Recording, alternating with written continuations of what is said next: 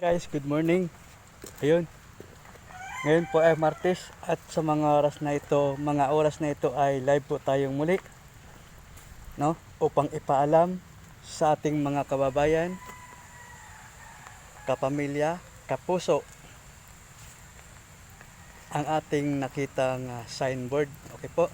Katulad po nito. Okay po. Katulad nito. Ang nakalagay po ay no entry. Okay po. Pagka po kayo ay nakakita ng ganitong signboard,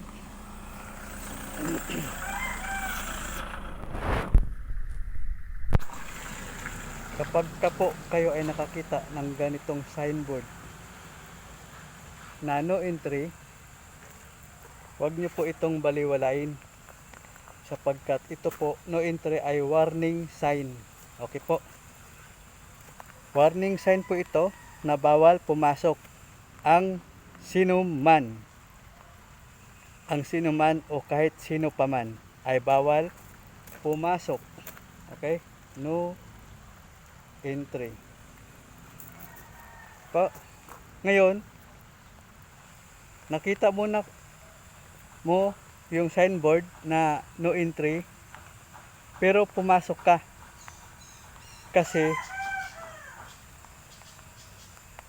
walang bantay, no?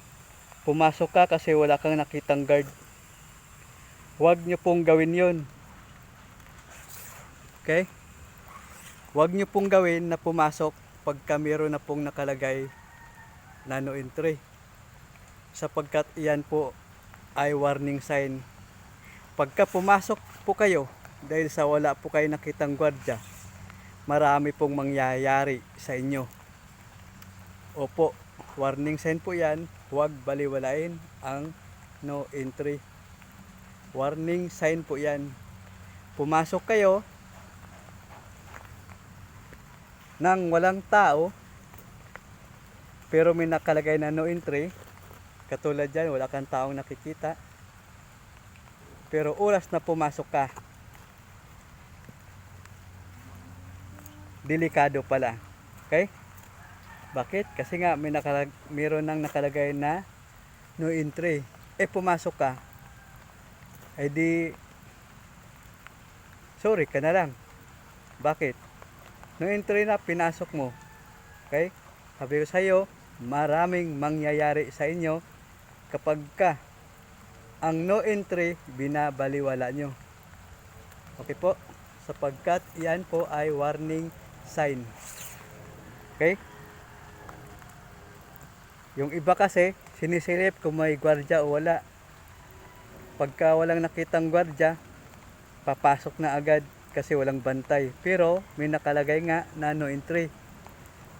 O di sorry ka na lang. Kasi pagka yan pinasok mo no entry, ibig sabihin no trespassing. Maraming mangyayari sa iyo doon sa loob na pinasukan mo. Okay po? Huwag nyo pong gagawin yan maski walang gwardiya o bantay. Okay po? Yan lang po ang video live natin ito. Magandang umaga at ingat-ingat po.